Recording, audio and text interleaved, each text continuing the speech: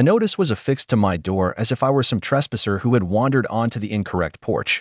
There was no knock, no forewarning, just stark, bold lettering informing me I had 30 days to disappear. I considered framing it, because when individuals intoxicated with the authority of an HOA believe they can reshape reality through paperwork and fines, you can be certain that significant conflict is on the horizon. They may carry clipboards, but their tactics are more akin to the mafia. The person responsible for it all was a woman, a self-proclaimed curator of the community, who perceived my humble cabin as a blight on her idealized lakeside aesthetic. She mistakenly believed that intimidation would be all it took. She ought to have examined the fine print, or better still, the land registries. By nightfall, the lines of contention were clearly defined, not over paint shades or the length of my lawn, but over the true ownership of the very ground everyone else was occupying. I had never intended to own a cabin. My career in Seattle as a land surveyor kept me sufficiently occupied, charting property boundaries for both developers and private owners. However, when my grandfather Robert passed away 3 months prior, he bequeathed to me his cabin on Silver Lake. It was a place where I had passed numerous childhood summers engaged in fishing, swimming, and learning about the natural environment. Grandpa Robert was a quiet man of principle who imparted more knowledge to me about land rights and property borders than any university course ever could. Know your land, Trevor, he would often say. Know every single inch of it, because if you don't, another person will lay claim to it. I failed to fully grasp the weight of those words until recently. The cabin itself was unassuming, a 2-bedroom log home constructed in the 1960s, featuring a stone fireplace and a porch that wrapped around the structure, providing breathtaking views of the lake.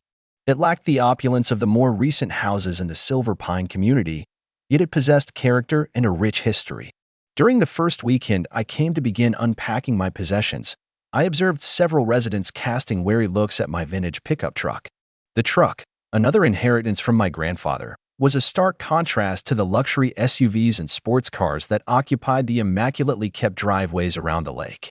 I was in the middle of unloading a box of books when a woman in her early 40s, slender and with her blonde hair drawn into a severe ponytail that seemed to fix her features in a constant state of disapproval, came toward me. "You must be Robert's grandson," she stated, offering a perfectly manicured hand. "I'm Margaret Winters, president of the Silver Pine Homeowners Association. We were all so sorry to learn of your grandfather's passing. He was unique." The pause she took before settling on that final word revealed everything I needed to understand about her actual sentiments. "I presume you're intending to perform some updates on the property. The community has changed considerably since this cabin was first built, and we uphold specific standards of appearance and maintenance for all residences visible from the lakefront." I placed my box on the ground and shook her hand, sensing a coldness that was unrelated to the spring air coming off the water. "A pleasure to meet you, Margaret. My name is Trevor Thornton. I'm still in the process of moving in, but the cabin appears to be in excellent condition to me. Grandpa maintained it exceptionally well." I could almost see her taking a mental inventory of everything she deemed unacceptable, the natural wood siding that hadn't been painted in the fashionable gray shades of the neighboring homes, the native plant garden that stood in place of a perfectly manicured lawn, and the neatly arranged stack of firewood beside the house. "Well, you will be getting our welcome packet containing all the community guidelines. I am certain you will find it enlightening," she said, her smile failing to reach her eyes. "We conduct monthly HOA meetings on the first Tuesday. You should make an effort to be at the next one to introduce yourself to the community." As she pivoted to depart, she remarked, "And you will have to relocate that truck to the garage or the back of the property. The visible parking of recreational or vintage vehicles is not allowed in Silver Pine." Before I had a chance to inform her that my truck was not for recreation but was my primary vehicle, she was already walking away, phone in hand, seemingly taking pictures of other properties as she went. I was still looking after her when a warm voice called out from the cabin next door. "Pay no mind to the Queen of Pine. She's on a major power trip." The woman who approached had kind brown eyes and an authentic smile. "I'm Ellie Collins. I teach high school biology in town, and I reside in that blue cabin over there. Your grandfather was my most cherished neighbor. He would allow my students to collect water samples from his part of the lake for our ecology assignments." We conversed as I went on with my unpacking, and Ellie updated me on the local social dynamics. Margaret and her husband, Thomas, had relocated to Silver Pine approximately 5 years ago, and she had swiftly maneuvered her way onto the HOA board, eventually becoming its president. Since that time, it's been one fine after another, one rule change after another, Ellie clarified. They have already driven out 3 long-term residents by making adherence so costly and convoluted that selling became their only recourse. Your grandfather was the sole individual who never yielded. She dropped her voice to a whisper. Be cautious with her, Trevor. The Winters have ambitions for this lake, and your grandfather's property was the final component that didn't align with their vision. That evening, after Ellie had gone, I chose to meticulously inspect the cabin. Inside what had served as my grandfather's study, I discovered a filing cabinet brimming with property documents, surveys, and correspondence with the HOA that spanned several decades. As I examined the papers, a distinct pattern became clear. The HOA had been making progressive attempts to annex parts of my grandfather's land through easements, modifications to the rules, and direct encroachment. However, what truly captured my focus were the original property deeds and survey maps. Based on these records, my grandfather owned not just the cabin and its immediate land. He was the owner of 60% of the lake itself, the entirety of the North Shore, which included the community dock, and, astoundingly, the land on which the HOA clubhouse was built. I recalled a conversation from when I was 12, fishing with my grandfather from that very dock. A man in a high-priced suit had come over, requesting a private word with him. After the man departed, my grandfather appeared disturbed. That man offered me a sum of money large enough to live like a monarch for the remainder of my days, he told me. He said all I needed to do was sell this land. When I inquired why he hadn't accepted the offer, he responded simply, one day you will grasp why I never parted with a single inch of this land, Trevor, regardless of their offers. The ringing of the doorbell broke my train of thought. On my porch lay a thick envelope with the words Silver Pine HOA Official Notice. It contained a 10-page document that outlined all the ways my property was in violation of community standards, along with a helpful cost estimate for the mandatory improvements, which came to $18,000. All of this was to be finished within 30 days. As I looked at the absurd requirements, my phone buzzed. It was a message from Ellie. Got one, too. Meeting tomorrow night to discuss community aesthetic concerns. You should probably be there. The Silver Pine Community Clubhouse was a striking building with expansive windows that looked out over the lake, a high, vaulted ceiling with exposed wooden beams, and expensive-looking furniture set around a huge stone fireplace. Roughly 30 residents were already in their seats when I got there for the HOA meeting, with Margaret positioned at a podium at the front. Next to her was an older man with wire-rimmed spectacles and a severe look, whom she introduced as Victor Hayes, the HOA's legal counsel. I found an empty chair near the back and gave Ellie a nod. She offered an encouraging smile from the other side of the room. As you are all aware, Margaret started, Silver Pine is acknowledged as one of the most coveted lakefront communities in this area. Our property values have risen by 20% in the last 2 years alone, a result of our dedication to upholding the most stringent standards. She used a remote to start a slideshow that displayed beautifully landscaped residences around the lake. Nonetheless, certain properties are not compliant with our community guidelines, which has an impact on all of our investments. The subsequent slide displayed a picture of my cabin, taken from a perspective that made it appear more rustic than it was. This property was recently inherited by Mr. Thornton. She indicated towards me without making eye contact. It needs substantial improvements to align with our standards. The board has supplied a comprehensive list of the required changes. Murmurs went through the room as people shifted to look at me. Some appeared to be sympathetic, while others were clearly judgmental. We will be rolling out a new community beautification initiative to guarantee that all properties adhere to the Silver Pine standard. Victor will now detail the methods of enforcement. Victor rose and pushed his glasses up. The HOA covenant grants the board the power to enforce compliance through a system of increasing fines and, if required, property liens and measures of forced compliance. His voice was clinical, as if he were talking about the weather instead of jeopardizing people's homes. Moreover, the board has the authority to take direct action on visible violations and charge the homeowner for the expenses. I put my hand up, and Margaret grudgingly called on me. I recognize the wish for community standards, I said, but my cabin is structurally sound, well cared for, and environmentally suitable for its location on the lake. The natural landscaping is actually better at preventing erosion and filtering runoff than manicured lawns are. I turned to speak to the entire room instead of just Margaret. Additionally, many of these mandated improvements would erase the historical significance of a cabin that has stood here since before Silver Pine was even established. Margaret's smile became more strained. While we value your regard for history, Mr. Thornton, the community has changed. Your grandfather was given certain allowances because of his long tenure, but those allowances do not pass on with the property. The board's determination is conclusive unless it is reversed by a two-thirds vote of the homeowners. She then quickly proceeded to the next topic on the agenda, effectively preventing any more debate. After the meeting concluded, a man around my age came up to me. That was courageous, speaking out like that. I'm Dave Wilson. I serve on the board as well, though at times I question my reasons. He spoke in a low voice, looking around to ensure no one was within earshot. Listen, Margaret and Thomas have a specific goal here. They are constructing a new luxury community called Silver Heights on the hill overlooking the lake, and they require Silver Pine to appear flawless to entice buyers who will pay seven figures for those homes. Your cabin does not align with their promotional materials. He gave me his business card. If you require any assistance in dealing with this situation, please call me. A number of us are not pleased with the current state of affairs. The following day, I got in touch with Sarah Reynolds, a property lawyer who had been suggested by a colleague. She examined my grandfather's papers with escalating fascination. This is truly remarkable, she commented, laying the surveys out on her desk.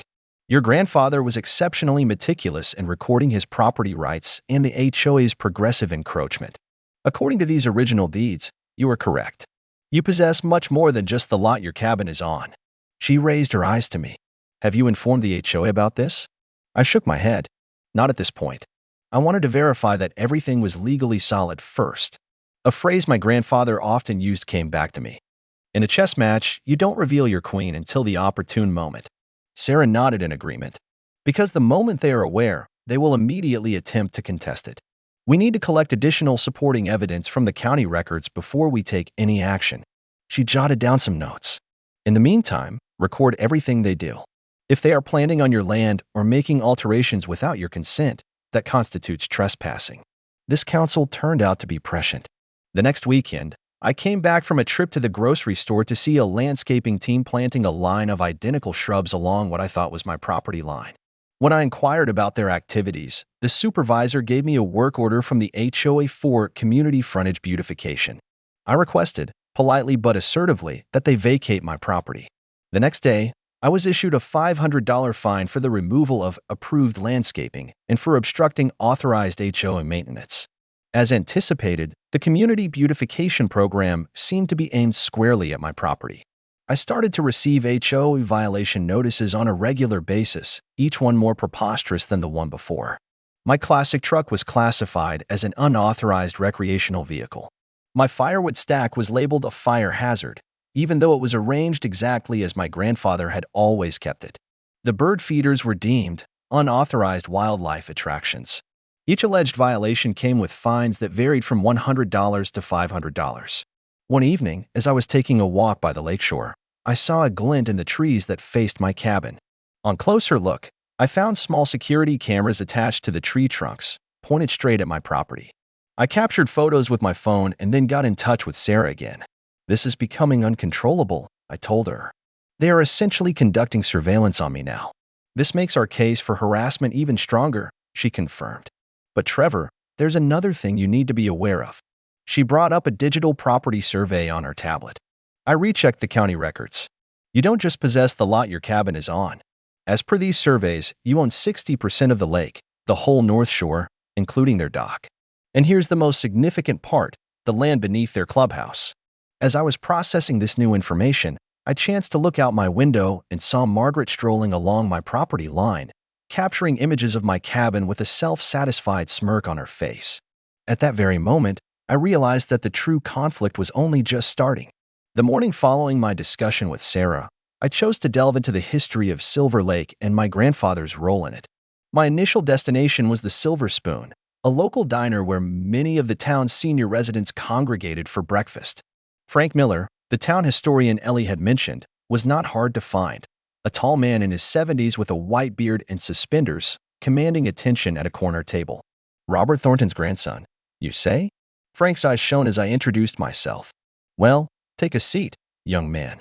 Your grandfather was a real personality and the only one who ever challenged the developers who aimed to transform this entire lake into a resort for the affluent. Frank acquainted me with several other long-standing residents, all of whom had anecdotes about my grandfather's unwavering protection of his land. Those upscale folks in Silver Pine are unaware, but without your grandfather, that entire North Shore would be covered in 20-story condos by now. He managed to thwart 3 significant development projects back in the 1970s and 80s. Over breakfast, Frank detailed how Silver Lake had evolved from a tranquil fishing area with a handful of cabins into a progressively more exclusive enclave. Your grandfather's land was the original homestead. The Thorntons were the first to build here in the 1930s. During the drought of '77, when the lake's water level dropped, he legally laid claim to the newly exposed shoreline and a portion of the lake bed. A very shrewd decision. It granted him perpetual control over waterfront development rights. That's the reason Thomas Winters has been attempting to purchase his property for years. Thomas Winters, Margaret's husband? I inquired, the pieces suddenly falling into place. The very same, affirmed an elderly woman named Dorothy. Thomas is a developer. He constructed those identical mansions on the South Shore. And now he's building that colossal structure on the hillside. Silver Heights, they're calling it. Ultra-luxury residences with exclusive access to the lake. Except the access isn't quite so exclusive if they don't have control over the entire lake, is it? She gave me a knowing wink. Your grandfather rejected a $2 million offer from Thomas 5 years ago. He stated that the land was not for sale at any price. Equipped with this fresh perspective, I went back to the cabin and dedicated the afternoon to a more thorough examination of my grandfather's documents. In the rear of his desk drawer, I discovered a leather-bound journal that chronicled decades of dealings with developers and the HOA. Reading his neat script was like hearing his voice once more. Another proposal today, this one from Winters Development. Different person, same old story. They failed to grasp that some things are simply not for sale. Subsequent entries describe the establishment of the HOA and its steady transformation from a friendly neighborhood association into what my grandfather termed a developer's enforcement division. He had carefully documented every infringement upon his property rights. The expansion of the dock that encroached on his water rights, the felling of old-growth trees along the shoreline, and the building of the clubhouse on land that had historically belonged to the Thornton family. A rap at the door broke my concentration. It was Ellie, with 3 other homeowners from the lake area. We witnessed the incident with the landscaping team, she said. And we have all had our share of issues with Margaret's tyrannical control. We thought you might appreciate having some allies. That evening, with their support still fresh in my mind, I composed a formal letter to the town's Civic Affairs Department, detailing the HOA's consistent pattern of harassment and encroachment. I also forwarded a copy to the editor of the local newspaper, for good measure. I wasn't aiming to provoke a conflict, but I was aware that the only way to protect my rights was to shift from a defensive to an offensive stance. Over a meal, they recounted their own experiences of HOA overreach, exorbitant fines, capricious rule modifications, and the ever-present threat of property liens for noncompliance. It's no longer about upholding standards, remarked James, a retired educator. It's about pushing out anyone who doesn't conform to their vision of luxury. The following morning, the HOA dispatched a team to fell what they termed hazard trees. In truth, they were robust, mature pines that had provided shade for my cabin for many years. I managed to halt them just as they were starting, though 3 trees had already been irreparably damaged. This is clear and simple harassment, Sarah stated when I called her. They are attempting to make your life so unbearable that you will be forced to sell. It's a standard tactic used by developers. She recommended that I file a police report for trespassing and destruction of property, which I proceeded to do. When Officer Riley showed up, he did not seem surprised. We've received a number of complaints regarding this HOA, he noted, while photographing the damaged trees. They are definitely pushing the limits of what is legally permissible. That evening, the HOA board convened an emergency session and decided to raise my fines, which now amounted to over $3,000, for what they termed continued noncompliance and hostile behavior towards community improvement efforts. The minutes of the meeting, which Dave covertly shared with me, laid bare their plan to make compliance so costly and burdensome that selling would appear to be the only viable choice. As I sat on my porch that night, observing the moonlight shimmer on the lake, I found myself questioning whether the struggle was worthwhile. Perhaps it would be simpler to just sell the cabin and put an end to this conflict. Then, my eyes caught something I hadn't noticed before, a small inscription on the porch railing, nearly worn away by time. It was my own initials, T, carved alongside my grandfather's. R. Below them was a date from the summer I was 12, the last occasion we had gone fishing together before his health declined. Back inside, I picked up my grandfather's journal again and discovered an entry from that very day. Showed Trevor the property boundaries today. One day, all of this will belong to him, and he will have to safeguard it just as I have. Left him a message for when that time arrives. A folded letter was inserted into the journal, addressed simply to Trevor. The paper had yellowed over time, but the message was unmistakable. If you are reading this, they have finally overstepped their bounds. The time capsule beneath the dock contains everything you will need. I held off until past midnight, then grabbed a flashlight and went down to the community dock. Tucked underneath, fastened to one of the support beams, was a corroded metal container. Inside, sealed in plastic, I discovered a flash drive, original property maps bearing the county seal, and photographs that recorded the HOA's slow encroachment onto my grandfather's property. As I was inspecting these findings by the light of my flashlight, I heard voices coming from across the water. I quickly extinguished my light and listened. Margaret and Victor were strolling along the shore, pausing to gaze at my cabin. "The eviction notice is being sent out tomorrow," Margaret was saying. "He won't be able to contest it. As soon as we have control of that property, the Silver Heights marketing materials will be complete. Are you certain this is all above board?" Victor's voice held a note of anxiety. The grandfather was known for being extremely thorough with his paperwork. "The grandson is oblivious," Margaret scoffed. "He is completely unaware of the value of what he possesses. By the time he realizes, it will be too late." I grinned in the shadows. They were profoundly mistaken. The official eviction notice came the next morning by certified mail, listing numerous unresolved covenant violations and the full amount of assessed fines. The document stated that I had 30 days to either bring the property into complete compliance, settle all outstanding fines, which now amounted to nearly $4,000, or leave the property. The notice was authenticated by Margaret as the HOA president and Victor as the legal counsel. Instead of feeling alarmed, I experienced a strange sense of tranquility. This was the forceful action my lawyer had anticipated, and it fit perfectly into our evolving plan. I dedicated the morning to inspecting the items from my grandfather's time capsule. The flash drive held scanned copies of original property deeds, tax statements, and communications with county officials that verified his ownership of the lake bed and shoreline. The photographs documented the step-by-step construction of the community dock, gradually extending into my grandfather's water rights, and the pouring of the clubhouse foundation on what had always been Thornton land. I contacted Sarah and set up a meeting with her at the county records office. Brian Cooper, the records clerk who had been assisting her in researching my property lines, gave us a warm welcome. "Your grandfather was quite a renowned figure around here," he mentioned as he laid out the original survey maps. "Most people don't really focus on property lines until a conflict arises. But Robert Thornton was familiar with every single inch of his land and ensured that every transaction was meticulously documented." Brian validated what the documents had already indicated. My grandfather had, in fact, bought the lake bed during the 1977 drought when the water levels had reached historical lows, thereby giving him authority over 60% of the lake. He had provided easements for community access to the water, but had kept the ownership of the land itself. Most critically, the Silver Pine HOA clubhouse had been constructed partially on Thornton property, under a limited-term lease that had run out 3 years prior. "Your grandfather did not renew it," Brian clarified. "He submitted a notice of lease expiration, but it seems the HOA disregarded it, assuming he wouldn't pursue the matter. He stamped official copies of all pertinent documents for us. If you require a witness to attest to these records, I would be glad to do so." Robert Thornton was a man of integrity. He always followed the rules. Sarah was almost ecstatic as we departed from the records office. "This is even better than I had hoped. They've constructed their entire community center on property they do not own, and they are utilizing your dock without authorization. Furthermore, they have recorded their own campaign of harassment against you through all these violation notices." She tapped the substantial folder of HOA correspondence. "It is time to formulate our response." Over a meal at a nearby cafe, we devised a plan.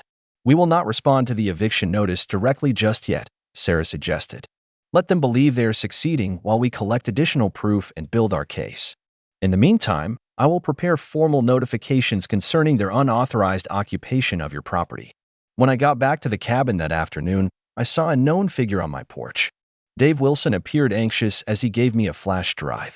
I can't be seen interacting with you, he stated softly. But you must look at these emails. Margaret and Thomas have been very clear about their intentions in board communications. They are attempting to oust particular homeowners to enhance the community aesthetics before the launch of Silver Heights. He looked around nervously. I have been documenting their activities for months, hoping someone with the ability to stand up to them would appear. I believe you are that person. The emails were incriminating. Thomas Winters had pinpointed my cabin as the main aesthetic attraction visible from the Silver Heights viewpoint, and Margaret had detailed a systematic plan to force my departure through aggressive enforcement of the covenants. Other emails talked about using HOA funds for landscaping alterations on my property without my consent, and even the calculated positioning of cameras to watch my movements. The most unsettling messages were those discussing the planned eviction, with Thomas stating, "Once we have control of the Thornton eyesore, we can move on to Phase 2 of the development plan." That evening, I went to another HOA meeting, but with a new tactic. Instead of debating or justifying myself, I took thorough notes. After the meeting, Margaret came over to me with a chilly smile. "I trust you are reconsidering your stance, Mr. Thornton. It would be much simpler for all involved if you just brought your property into compliance. Or perhaps you would think about selling. I'm aware of several investors who would offer the market price for your rustic cabin." "I value your concern," I answered calmly, "but I have no intention of selling. My grandfather cherished this place, and I do too." I gestured towards the lake. "It is a significant piece of Silver Lake's history." "History doesn't cover the expenses," she retorted, her pleasant demeanor cracking. "And it certainly doesn't uphold property values. Silver Pine is changing, Mr. Thornton. Change with it or step aside." As I made my way to my truck, I saw a new scratch down the driver's side door with a single word etched into the paint: "Leave." I discreetly turned on the camera on my phone and circled the vehicle, recording the damage. Glancing up, I saw a security camera on a nearby lamppost. Excellent. If it had recorded the act of vandalism, it could help identify the person responsible. Through Dave, I managed to get the security footage from that evening. The video distinctly showed Thomas Winters walking up to my truck, checking to make sure no one was observing, and then using his keys to scratch the menacing word. I forwarded the footage to Sarah, who added it to our accumulating file of evidence. While getting supplies at the local hardware store, I encountered Margaret near the checkout. She smiled as if we were friends. I did not return the smile. "Still attempting to demolish your way through history?" I inquired. Her expression hardened. "I recommend you change your mind, Mr. Thornton. A bit of compliance can be very beneficial." I met her stare. "So can a bit of transparency. It's a good thing this town enjoys a compelling story." Other customers stopped to listen. She turned and departed without saying another word. The next day, a formal summons was delivered, stating that the HOA was initiating legal proceedings to enforce the eviction. Sarah examined the documents with a confident grin. "They have fallen right into our trap. Now we can bring all of this out into the open through the legal discovery process." She started to draft our reply, which would feature counterclaims for harassment, trespassing, property damage, and the unauthorized use of my land.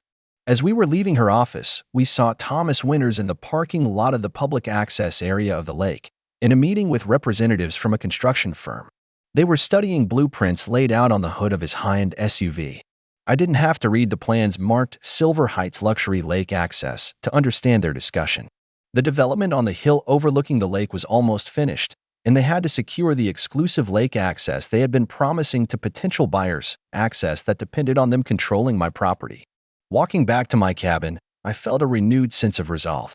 This was no longer just about protecting my home. It was about preserving my grandfather's legacy in the lake that he had held so dear. The morning after I received the legal summons, I engaged a professional surveyor, a former colleague to whom I had done a favor, to delineate the precise boundaries of my property according to the official records. By the afternoon, bright orange survey flags were scattered across the terrain, many in unexpected places. A number of flags were planted in what the HO had been managing as a communal area near the lake. Others demarcated boundaries that cut through parts of the landscaped community entrance. Most significantly, a line of flags extended directly through the clubhouse building and across the dock. Margaret's response was immediate and as expected. Within a few hours, she was at my front door, with an HOA security guard alongside her. "What is the purpose of this?" she questioned, gesturing towards the survey flags. "You cannot simply go around marking up community property as you please." "It is not community property," I responded coolly, providing her with a copy of the official survey. "As per county records, these markers correctly show my property lines, including, as you may observe, the land beneath your clubhouse and dock." Her face turned red with rage. "This is preposterous. These boundaries were established decades ago." "Indeed, they were," I concurred. "Just not in the manner you believed." My grandfather provided an access lease for the clubhouse site, but that lease expired 3 years ago. Regarding the dock and lake access, he was the owner of 60% of the lake bed itself, which grants me authority over any structures erected on it. I gave her another paper. "This serves as a formal notification that the HOA is currently trespassing on private land. You have a period of 14 days to either dismantle the unauthorized structures or enter into negotiations for a new lease agreement."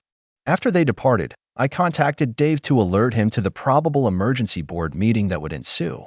As anticipated, within hours, Margaret had called the board together to address what she termed a hostile takeover attempt of community property. Dave surreptitiously recorded the meeting for me, capturing Margaret's increasingly agitated efforts to refute my assertions and Victor's escalating apprehension as he examined the documents I had supplied. Over the following week, information about the property conflict circulated throughout Silver Pine. Numerous homeowners, especially those who had been subjected to Margaret's authoritarian rule, contacted me to voice their support. Ellie arranged a casual meeting at her cabin where I laid out the situation to concerned neighbors. "I have no intention of limiting anyone's access to the lake," I reassured them. "Unlike the current HOA leadership, I do not think property rights should be used as a tool for coercion. I simply desire equitable treatment and the acknowledgement of my rightful ownership." Margaret retaliated by intensifying her campaign against me. HOA landscapers tried to take down my survey markers, ceasing only when faced with the threat of trespassing charges. A large truck inexplicably obstructed my driveway one morning, necessitating a tow truck for its removal. The HOA newsletter ran a special article on community threats and property values, with a thinly veiled allusion to non-conforming properties that jeopardize everyone's investments. The situation escalated when Thomas Winters confronted me directly while I was getting my mail. "You are making a grave error," he stated, his voice hushed but filled with menace. "Individuals who challenge the HOA ultimately leave, one way or another. Spare yourself the hassle and accept a reasonable offer for that dilapidated cabin." When I remained silent, he continued, "This matter is more significant than you realize. Silver Heights is a $50 million investment. We will not permit some cabin-dwelling nobody to disrupt it." That evening, the water to my cabin mysteriously ceased to flow. The emergency plumber found that the main water line had been intentionally broken at a point near the community access road. The repair cost $800, which, by coincidence, was close to the amount of my most recent HOA fines. Leveraging my grandfather's comprehensive records and the fresh proof of harassment, I submitted a formal complaint to the county regarding the HOA's conduct. The complaint detailed the consistent pattern of selective enforcement, the unauthorized access to my property, the surveillance, and the acts of vandalism, all connected to the attempt to compel me to leave for the advantage of the Silver Heights development. Margaret's response demonstrated her desperation. Instead of retreating, she intensified her efforts. Community security patrols started to pass by my cabin every hour. New violation notices were delivered daily, each one more illogical than the previous. And in a particularly audacious action, a community safety inspection was arranged for my property without my agreement. The conflict reached a climax when I came home one afternoon to find a construction team at the community dock, which my survey had verified was predominantly on my land. The team was taking measurements and marking parts of the structure with spray paint. When I questioned them, the foreman presented a work order for a dock renovation project from the Silver Pine HOA, which included a county permit with Margaret's signature, attesting to the HOA's ownership of the dock area. I promptly contacted the sheriff's office. When Deputy Hart showed up, he examined both sets of documents with increasing apprehension. "This is a civil issue concerning the property disagreement," he eventually stated. However, providing false information on permit applications is a different matter altogether. He directed the construction team to cease all work until the ownership conflict was settled. I would recommend that all parties maintain the current situation until a court can resolve this, he advised me. This is likely to become more contentious before it improves. That night, finding it impossible to sleep, I sat on my porch observing the lake. At approximately 2 a.m., I noticed activity near the property boundary. My security camera recorded Margaret and Thomas inspecting my survey markers with flashlights, whispering intently as they took notes on a clipboard. Regardless of their intentions, it was evident they were not going to surrender without a struggle. The county set a hearing date for the property dispute for the subsequent month, allowing both parties time to build their cases. Information about the disagreement spread rapidly through the community, causing a distinct split. Those who had been oppressed by Margaret's strict leadership supported me, whereas others feared that any opposition to the HOA's power could jeopardize their property values. The local newspaper covered the story, publishing a feature with the headline, "David vs. Goliath, Cabin Owner Challenges Developer-Led HOA," accompanied by photographs of my modest cabin set against the backdrop of the formidable Silver Heights development on the hill. Sarah and I dedicated many hours to building our case, collecting statements from neighbors who had observed the harassment, organizing my grandfather's detailed records, and constructing a chronological account of the HOA's escalating measures. Throughout this period, I remained in the cabin, despite the increasingly difficult living conditions. The HOA had devised ways to complicate my daily existence: security patrols directing lights into my windows at night, unexpected maintenance that obstructed my driveway, and relentless photography of my movements. During my routine trips into town, I made an unforeseen discovery. I had become a sort of local celebrity. The owner of the diner insisted on not charging me for coffee, saying, "Anyone who challenges those Silver Pine elites gets free meals in my establishment." Longtime residents recounted tales of my grandfather and his unwavering defense of the lake's natural beauty. As our legal preparations progressed, Dave supplied a vital piece of evidence: financial documents indicating that Margaret had been pocketing rental fees for the community dock and boat slips, funds that were never recorded in the HOA's official financial statements. A more thorough look into the matter uncovered a consistent pattern of financial misconduct. HOA money was used for consulting services from Thomas's development firm. Contracts were awarded at inflated prices to vendors who had donated to Thomas's political campaigns, and, most damningly, evidence showed that fines collected from homeowners were being funneled into a separate bank account that Margaret controlled. Margaret's reaction was swift and desperate. The HOA's lawyers filed an emergency injunction to stop me from interfering with community property, aiming to get my survey markers taken down and my cease and desist orders thrown out. The legal filing portrayed me as a resentful heir trying to hold the community hostage over old and invalid property claims. The day after the injunction was filed, I woke to find a small group of residents protesting outside my cabin, holding signs with slogans like "Protect Our Community" and "Don't Sink Silver Pine." Margaret was among them, speaking animatedly to a local reporter about the threat my actions posed to property values. That evening, my security cameras recorded Thomas trying to remove my property markers in the dark. When faced with this evidence, the HOA stated that he was merely inspecting the markers to ensure they hadn't been interfered with, a blatant falsehood that further damaged their credibility. The situation became even more grave when Dave found construction permits filed with the county for my property, permits I had never given permission for. The applications, submitted by a company owned by Thomas, included a forged signature that was meant to be mine.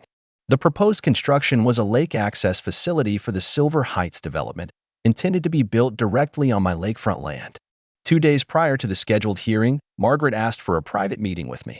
Going against Sarah's counsel, I consented, on the condition that we meet on neutral ground at a coffee shop in town, with Dave present as a witness. Margaret showed up looking unusually subdued, her typically immaculate appearance slightly disheveled. "I believe we have started on the wrong foot," she began, attempting a smile that did not convey any warmth. "This conflict is not benefiting anyone, and the adverse publicity is detrimental to the entire community.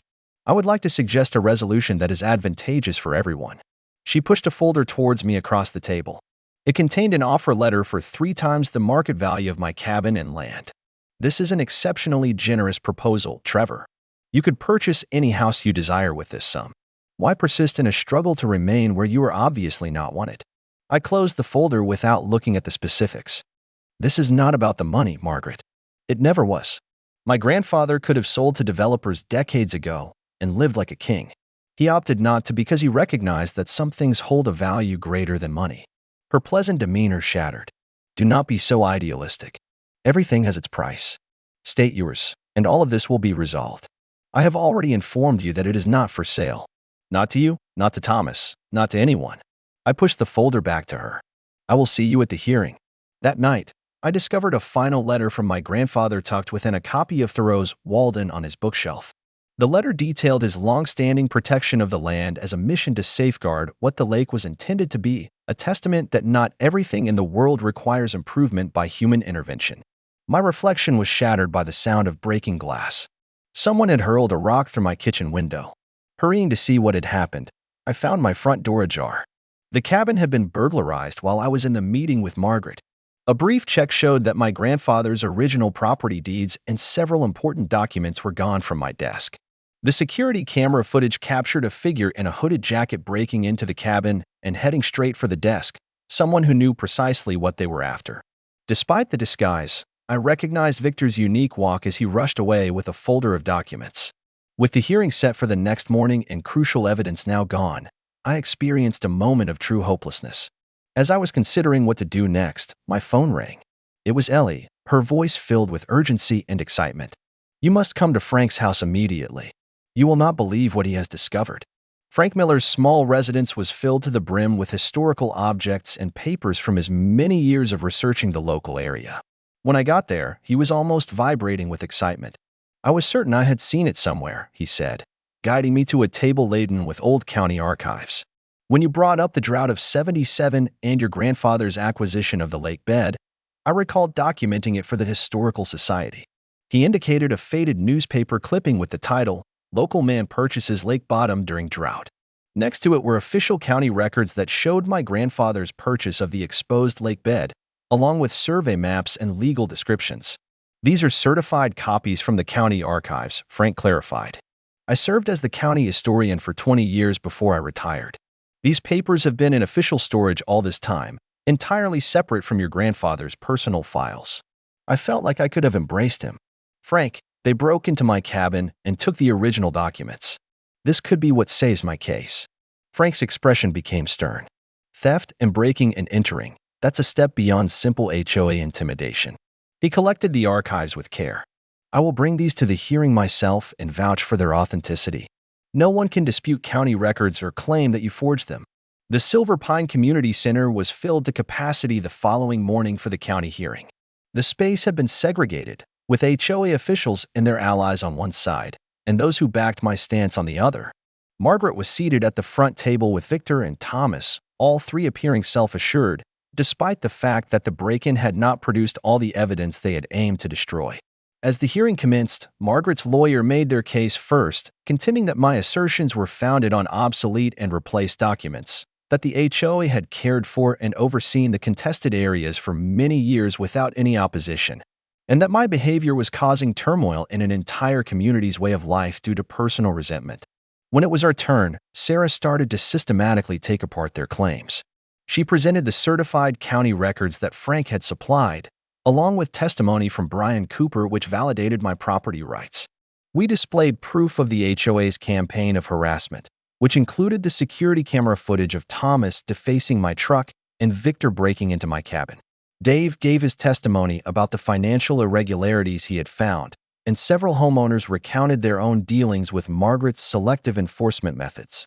The most conclusive evidence was provided by Ellie, who had been gathering water samples from the lake for her high school biology class for several years.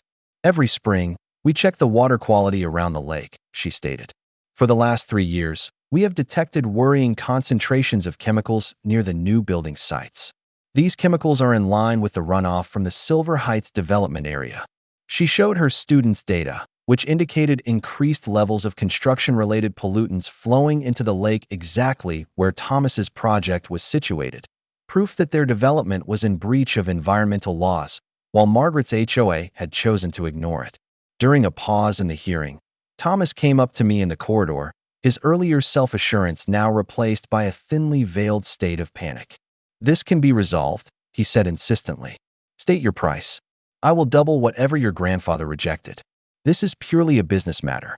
There is no reason to ruin reputations over a property disagreement." "This ceased to be just business when you opted to harass me out of my own home," I answered coolly. "When you defaced my truck, when you had Victor break into my cabin. Those were not business choices. They were criminal offenses." The commissioner's decision was clear and decisive. My ownership of the contested property was upheld, which included the majority portion of the lake, the north shore and dock, and the land beneath the clubhouse. All HOA fines and violation notices issued against me were nullified. More importantly, the commissioner forwarded the evidence of financial wrongdoing, document theft, permit fraud, and environmental breaches to the district attorney's office for possible criminal proceedings. In the weeks that followed, the repercussions of the hearing extended throughout Silver Pine and beyond. Margaret and Thomas stepped down from the HOA board in the midst of the ongoing criminal inquiry. Victor chose to cooperate with the prosecutors in return for a more lenient sentence, offering detailed evidence of the financial machinations and the campaign of harassment. The Silver Heights development encountered major obstacles as environmental authorities initiated a thorough investigation into the pollution that Ellie's students had brought to light. A new HOA board was put in place, with Dave as its president, and a pledge to operate with fairness and transparency.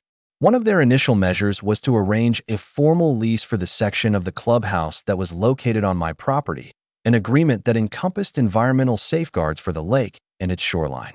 Instead of using my right to dismantle the community dock, I collaborated with the new board to have it officially sanctioned as a permitted structure with unrestricted access for all residents of Silver Pine.